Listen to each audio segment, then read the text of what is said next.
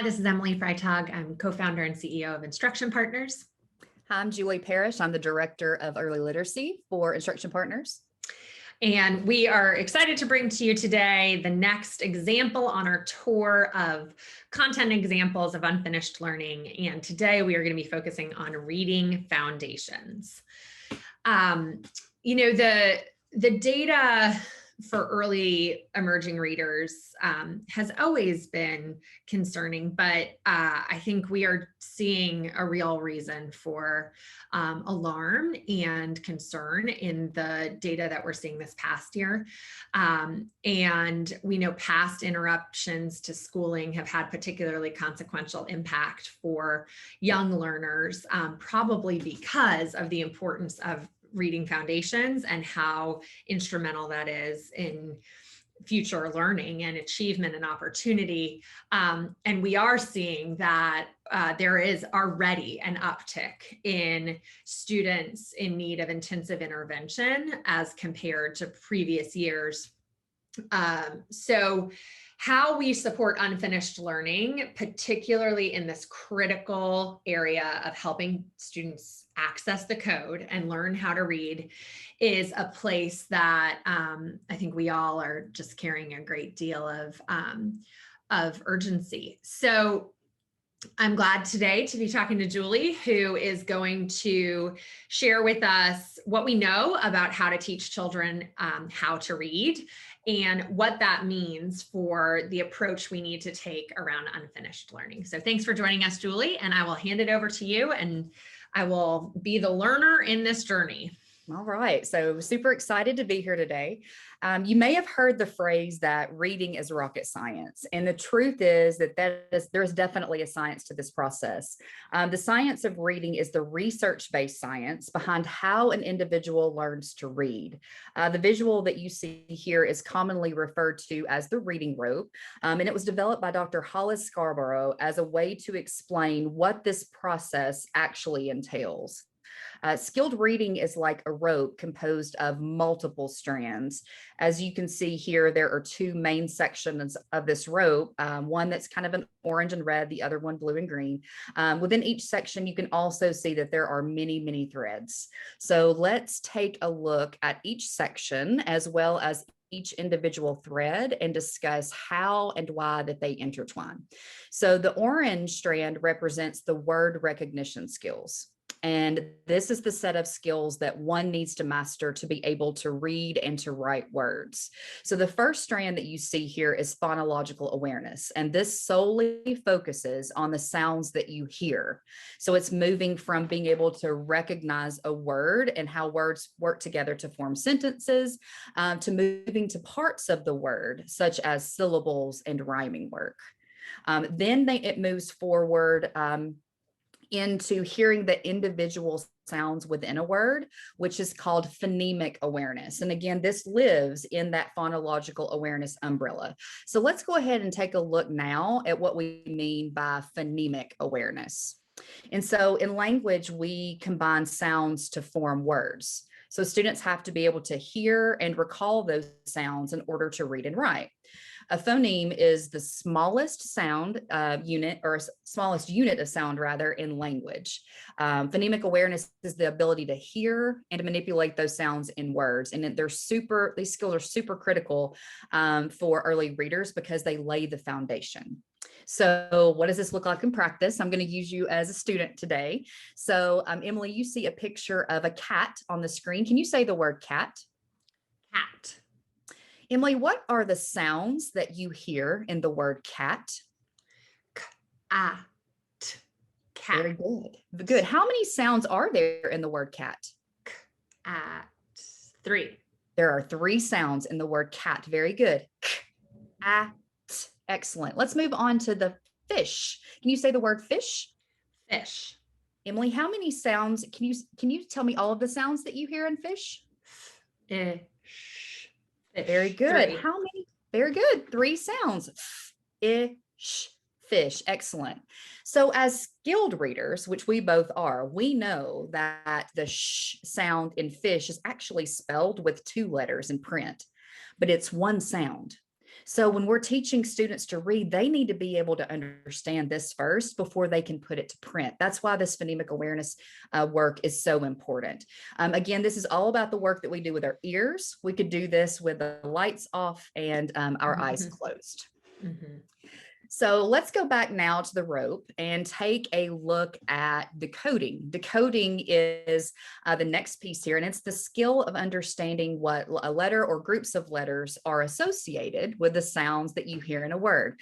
This is often referred to as sounding the word out, which you probably remember from school. So let's go ahead and take a look at what this practice feels like.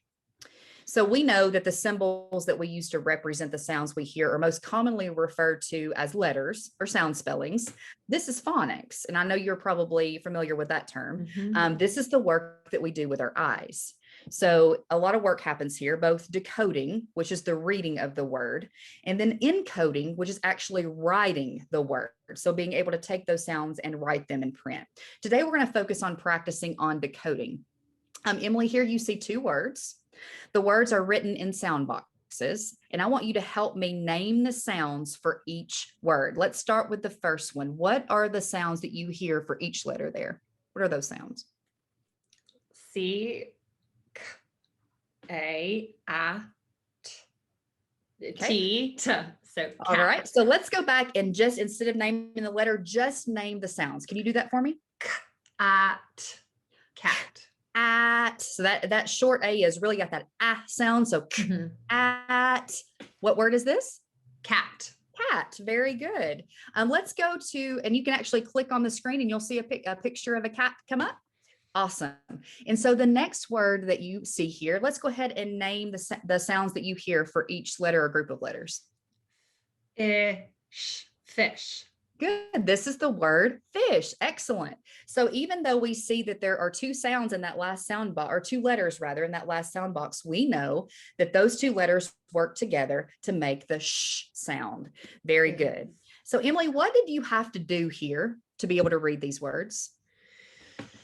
I had to know the sound that the letter makes, and for some of them there's multiple options. So C, for example, but I had to know that for this particular word, it would make that hard C.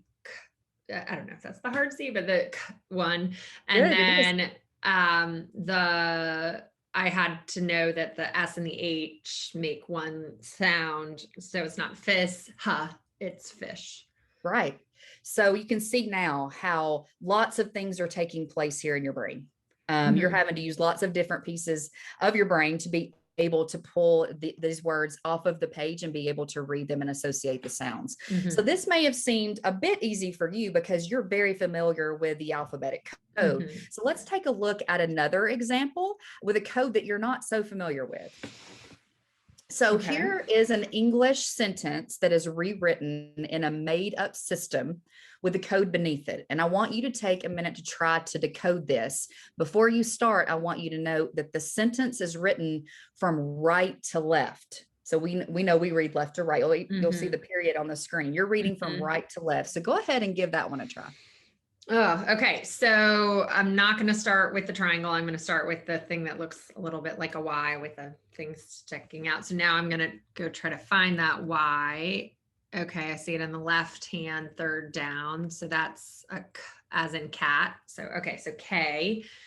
And then the next one, this like backwards, the F thing. I got to find that. Okay. Second column, fourth down. That's an I. Then there's like an X. I got to find the X. Where's that? Okay. Fourth column. Oh, shoot. Sorry. Didn't mean to do that. Okay. So so that's a T. So kit. And then the next word, it's like a backwards try one more. T.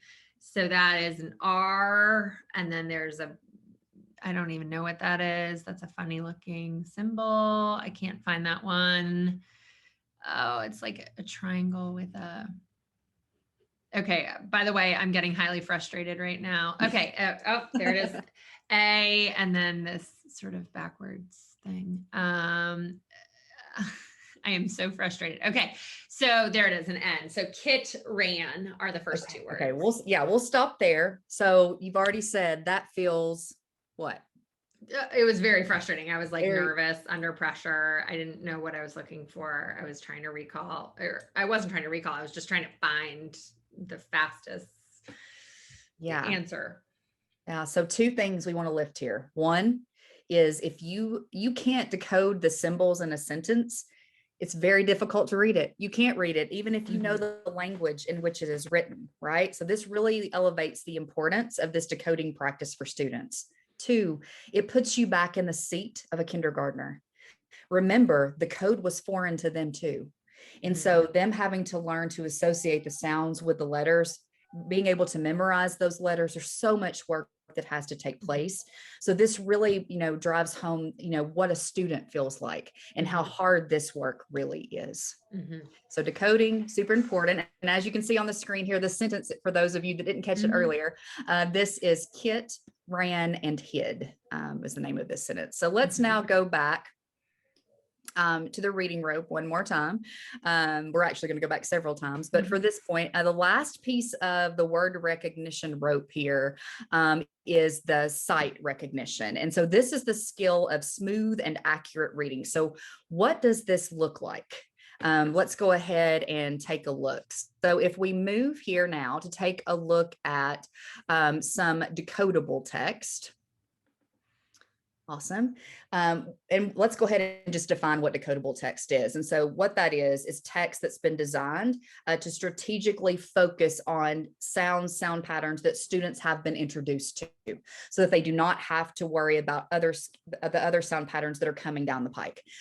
So what we normally hear, if we just start with the title of this, okay, when students are just learning the code, and they're just now getting comfortable with being able to look at letters and associate those sounds, the reading may sound something like this. Fun, at, and that word, it's a high frequency word, the, on, pond. So what you can tell here is that the student is not, they're still working to understand and to quickly associate letter to sound, and they're still in the process of needing to blend those sounds together to be able to read the word. But with practice, what we're aiming for is students to be able to automatically look at that first word and to know their brain does all of the work very, very quickly, and they immediately look at it and say fun. So the reading would then sound like fun at the pond. Emily, why do you think that this would be important for students to be able to do? Well, it allows you to focus on the meaning of things and understand what you're reading rather than, feel the stress of putting the words together. Even as you told that story, I had these early memories of, being sort of scared of reading. And so I think it makes it possible to focus on what the text is saying. Right. And that's what we want to ensure students can do, that they can lift the words easily so that they can take all of that brain power and focus solely on understanding what they are reading. So this is, again, why this word recognition strand of the rope is so important. So we've spent a great deal of time now talking about word recognition. Let's go ahead and go back to the rope, because there's another strand. We know that there's not just work that takes place within the orange side, but there's also the other side, which is language comprehension. And that's the blue strand that you see here. So these are the skills that students must develop in order to understand what the words that they're reading actually mean. These are often referred to as reading comprehension skills. So how do students develop these skills when they're just learning how to pull the words off of a page? Well, this is done through the read aloud. This is why reading to children is so important, as it serves as a primary pathway to understanding what words mean and how they come together to relay a story or information about a topic. So, when teachers are engaged in that read aloud instruction and students are engaged in that process, it's really building those muscles that they're going to need to be able to comprehend what they read once they're actually reading text independently. So now you'll notice, now that we've talked about both of those strands, you'll notice what happens when the strands really become intertwined and become tight. They're not only able to read the words on the page, they're able to understand what those words mean, and they have now become a skilled reader. And that's what we're working towards. So as with a real rope, weakness in any of these strands is going to impact the strength of the rope as a whole and how skilled of a reader that they can be. And so that is why today we're really focusing on the word recognition component for this particular segment, because we know that the majority of explicit introduction of skills, instruction, and practice opportunities that are needed in that word recognition skill work take place in grades K through 2. Mm-hmm. And that happens because we need to move them from being able to hear that text read aloud to actually reading that text independently so they can continue to build those language comprehension skills. So let's go ahead and focus back on the orange strand of the rope in a little bit of a different way.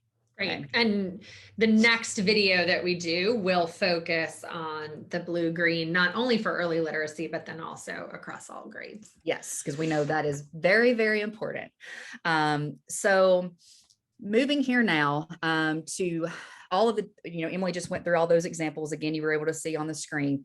As you just experienced, and as you can see here, there is so much skill work that must take place to move students toward reading proficiency. So here you can see the individual skills that fall within each thread of the each thread rather of the word recognition rope. So what we hear and what we see. This looks like a lot, right? Mm-hmm. So let's take a closer look at that box on the right. Think about, if you're looking at this, we've got CVC words, which is consonant, vowel, consonant, words similar to what you just engaged in with cat, okay? Then it moves into blends and digraphs. So again, you worked with a digraph today. SH is sh, right? A blend being like bull or cull. Then we move into complex vowels like ow and oi. We move into complex consonant work where lots of different consonants work together to make different sounds. Then we move from those one syllable words like cat to words like basket. And so students are constantly having to build and increase their muscle in all of this reading skill development. And so let's take a look at what we mean here in both sides of the box. So if you move on to this next image, this is a really good example of how these skills move from simple to complex. And so they really are strategically designed to move students through the progression of skills, both for phonological awareness and what we hear. So starting with just being able to listen to words, to being able all the way at the top of the stair step, to be able to take a word completely apart and manipulate the sounds within that word. Same goes for phonics, which is the next staircase that we'll take a look at.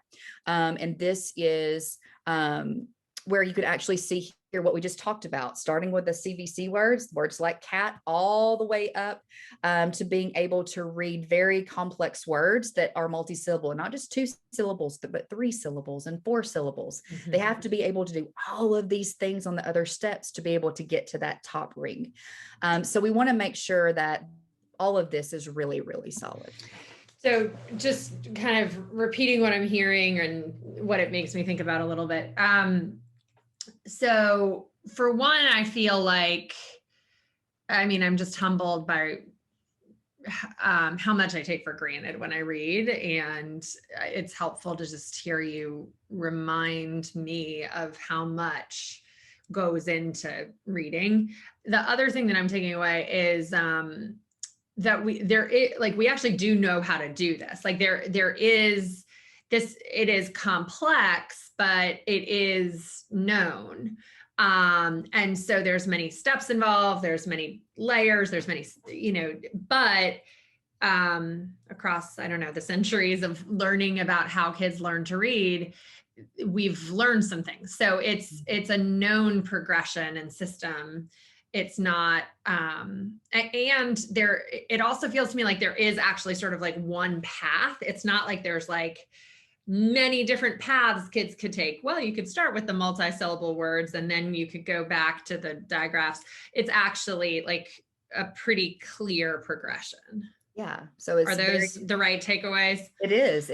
That's why there's a science to it, because we want to make sure that we are presenting information to students in a way that allows them to really build those skills systematically, so that there's no instructional gaps in that skill development, and they're able to move through that journey to reading proficiency productively, without much of a struggle. That's what we're working toward. Okay, so what does that then mean for unfinished learning? Right. Particularly given that it needs to be so progressive and systematic. Yeah, so we want to make sure, my heart here goes to teachers, right? So you think about this rope, and thinking about teachers having to cover all of these skills and ensure that this rope is tight for every student in the classroom, especially in the light of the pandemic. How do we ensure that they have the time that they need, the materials and training and support that they need to make this happen, to ensure that there's no unfinished learning left? Well, there's lots of things we're going to have to do. And we're going to take a quick look at some of those things. So now we're putting ourselves in the seat of like a teacher trying to figure out how to support the success of this for all students. Yeah, teachers and leaders trying to figure out what to do here. Okay. So first off, we want to make sure that we are calling to the surface. If you'll advance now to this next image, great. So now we're trying to call to the surface that before we begin really talking about what we're going to do in foundational literacy. In most content areas we've talked about in math and science and others, the best approach to unfinished learning is to move forward with new content while providing support instead of remediating or returning to content from previous years. Unfinished learning in foundational skills instruction has always operated a little differently given students' developmental needs, which we've talked a lot about today, and it's going to continue to do so. So their foundational skills are the exception to this approach, because students can't move forward in their reading development without all of these undergirding skills. So as outlined in the standards, the work of acquiring those foundational skills, as you were able to see with the stair steps, it does build systematically and with increasing complexity from grade level to grade level, with the ultimate intention of students being able to master those and be able to actually read and comprehend grade level content in third grade and all of the grades beyond. So it's always been important to ensure students are provided with both that whole group tier 1 instruction, and you see that in that top arrow here on this image, as well as time for small group instruction and also tiered intervention small group work for some students to practice the skills that they have been introduced to, but have not yet mastered, even if this means remediating or returning to skills during small group time that students were expected to master in previous years. This is not going to change in light of the pandemic. We want to hold true to this model. However, it's going to be more important now than ever to ensure that small group instruction is laser focused on the skills that students are working to master, with strategic attention on moving students toward that mastery really quickly and efficiently. So what we want to make sure also to name is, we know that the number of skills that students are going to be working to develop and the number of students that may require some intervention support is likely going to be higher than in years past. So additional time for instruction and the strategic use of resources, thinking about this small group instruction, is going to be really critical. So you're probably already thinking, teachers obviously can't do this alone. And you are correct. And so we do believe that it will take a system-wide effort to address unfinished learning and early literacy, and make sure we're putting all students on track to that reading proficiency. So again, we're talking about how we get there. So let's first take a closer look at what small group instruction can look like when it's really strategic and laser focused, in really thinking about how we're moving students toward that skilled reading. And so this spring, we were able to work shoulder to shoulder with a system to devise a plan for supporting teachers in planning for small group differentiated instruction, really leveraging their curriculum materials. And so we focused on 5 steps that you can see here on the screen. One was, we wanted to make sure we were using really current data to group the students. 2, we wanted to make sure that there were goals and individual learning targets for students aligned to that data, what that data was telling us. Then we moved into, what is instruction going to look like? And we wanted to make sure we had a very common and cohesive approach for that. We also provided guidance on, lots of schools have educational assistants. This particular system did. So we were able to utilize those educational assistants during this time as well. And then we also, very importantly, made sure that they knew how to monitor student progress, and they had the tools and resources to do that so that we could start this cycle all over again, because this is what it's going to take to drive small group instruction that is strategic. So Julie, can I just pare it back, kind of what I heard on the past slide, and make sure I'm coming into the section clear. So so I'm hearing, okay, unlike math and science, where there's a sort of move forward and embed the support within progressive content, that we actually will need to be more intentional about stop and go back, what might be called remediation practices, in foundational skills in particular. That there might still be, maybe we're in second grade and we've moved on to multi-syllable words in our whole group time. So I'm learning about, I don't know, basket might be too simple, but I'm learning about that in whole group. But if I still have a consonant vowel consonant challenge, my small group instruction needs to really target that, even if that was a kindergarten or first grade skill. Absolutely. So, okay. So I'm taking that away. So I'm hearing an emphasis that there is going to need to be sort of individualized planning, frankly, at the student level, that then comes in the form of small groups for similar students with similar needs. That will actually be the most important instructional mechanism of meeting students' needs where they are in their foundational progression. Absolutely. And so we know that, they have to have the practice, as you were able to see when you were working on that code.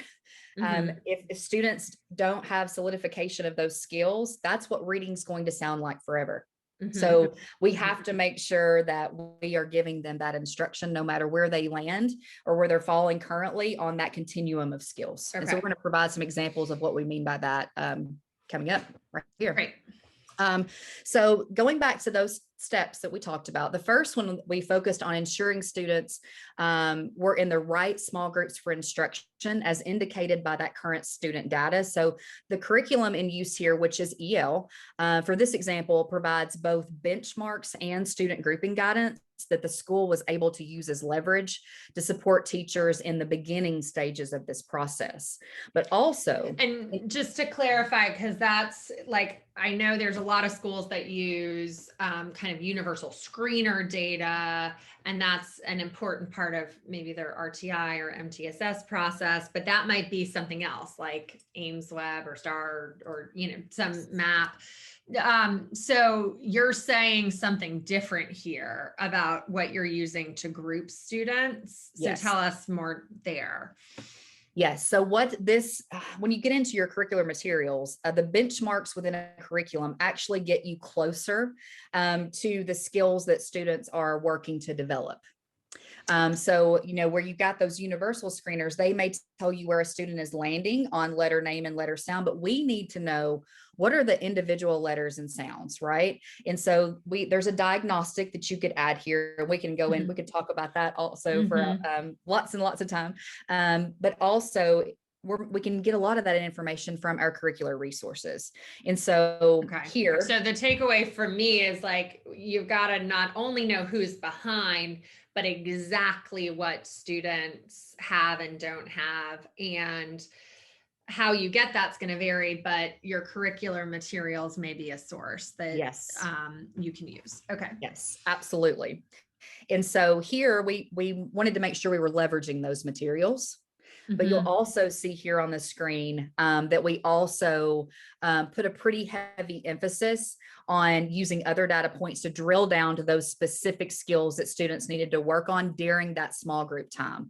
So you can see that through these probing questions that are on the screen, that was really encouraging teachers to go a step beyond even that benchmark in the curriculum to actually use the other curriculum assessment resources, which were exit slips and cycle assessments and any other data point that they felt like would really help them understand what students really needed. So the key message here was the more precise we are, the faster that we can accelerate student learning. And so Okay. that is what we really wanted to drive home.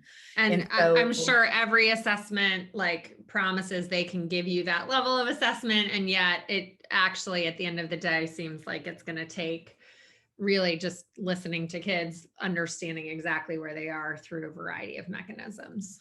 Yeah. And, some diagnostics do a really good job of getting you there, and others, there's room that you still like, I'm still asking questions, right? There's still some things that I need to know.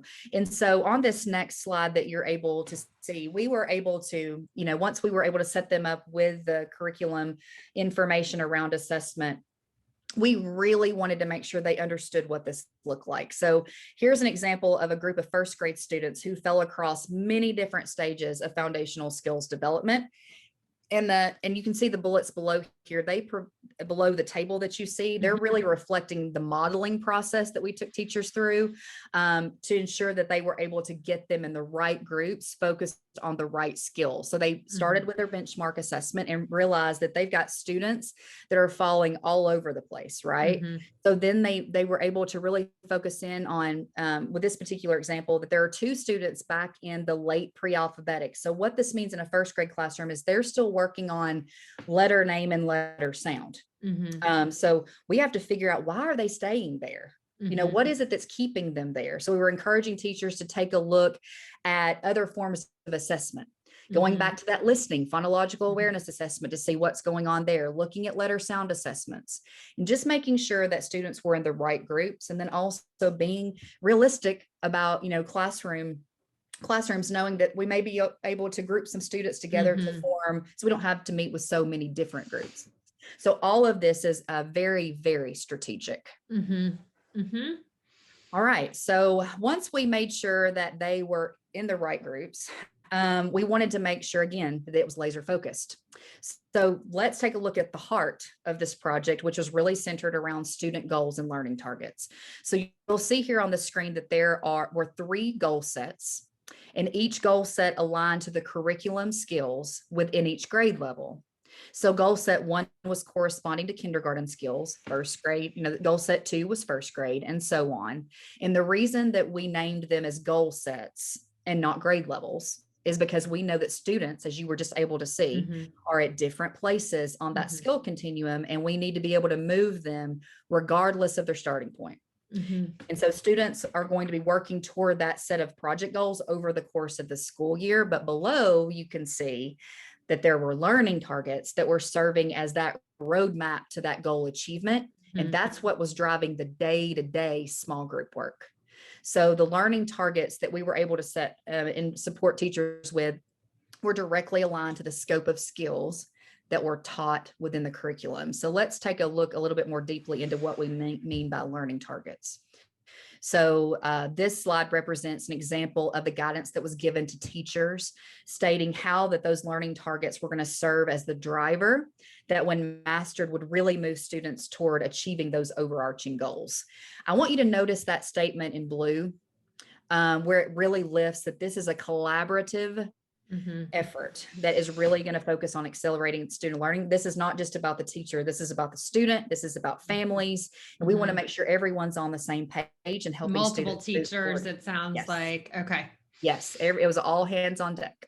And so what you see here is a visual of both the goal sets and the learning targets for this particular school system that we were able to help them develop.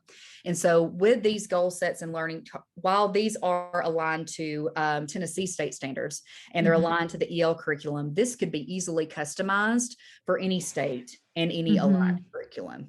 We just want to make sure that it's lined up with, again, leveraging those materials and leveraging the standards. Okay. So if we go now and look back at that student grouping slide, so now you can see how the teacher was able to not only get students in the right groups, but now is able to align really specific learning targets for that small group focus. So if you look at those students that were falling in that late pre-alphabetic, so again, we know they're working on letters. Notice now that that teacher knows exactly where they're going to start and exactly what skills they're going to be working to develop. If you go to the next slide, this is an example of what the beginning of that instruction. So here was the driver. They've got this form, they've got students in a group, and here are the learning targets that we're going to be focused on. As you can see, they're very, very specific. There's even specific guidance for, specific students. And this was made very clear, not only to the teachers, not just doesn't have this information, the push and support, the parents have this, and there's also instruction that is aligned to these learning targets. So what I mean by that is, in the past, in small group instruction, teachers can become very overwhelmed, and they know that students need to work on letter name, letter sound. So they do lots and lots of letters and of names and letter sounds. We want to move them. So notice that we're focusing here, leveraging again those curricular materials. The first, in this particular cycle, we've got some materials that'll support the recognition of these 3 letters and sounds. Let's do it. And so they're starting small, but hopefully moving fast. Okay. Well, so this seems just incredibly complex, Julie. I mean, it is, I guess it's appropriate. It's complex. Like, the ability to read is a differentiating human behavior, right? Like, and it's something we have to learn. It's not inborn. But I kind of like, okay, it can be complex, but this just seems daunting to think about when I think about how many 6-year-olds in America need support around foundational skills. I mean, help me make sense of how, like, is this hard? It sounds like once you got to the learning target, you actually saw progression and movement very quickly, but it sounds like in this case, at least, they had all the right materials. It was almost really just about within how to use those assessments and materials to create that kind of focus. What were your takeaways from really getting into the work? So many, but in a nutshell, again, going back to that system-wide effort, and ensuring that the good news is again, we know how to do this, and there's a science to it. And the other good thing about this is it's repetitive. So once you get a strong system in place, you get your team really trained on what this looks like. You start to have a well-oiled machine, and the work doesn't seem as overwhelming anymore because you know exactly what your students need, and you also have a pathway, you know where you're going. And so it becomes a lot less overwhelming. One of the key takeaways from this particular project that we've heard from teachers over and over again is this simplified the process. They finally knew exactly what their students needed to work on because we were paying closer attention to that assessment piece, drilling down to what they need, and then making a plan for how to move them forward. And that's the key. Yeah, it just sounds like there's an enormous amount of specificity required in all of it. And you have to really understand your materials as well as really how reading works in order to mastermind that specificity.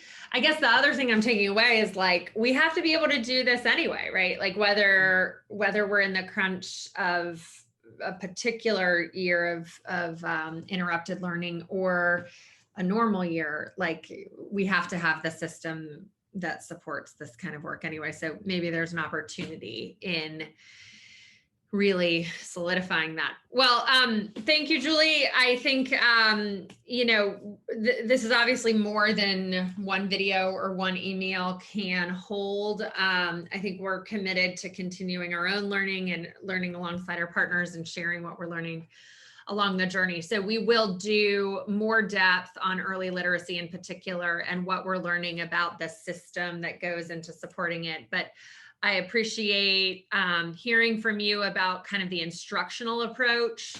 My big takeaways are unfinished learning in foundational skills requires a stop and meet kids where they are, approach within the small groups, and that we have to use data in those groups to identify those groups, to get very specific about where students are in that progression and set those learning targets, and then make sure that we're using the portions of the materials that are most targeted to support that advancement.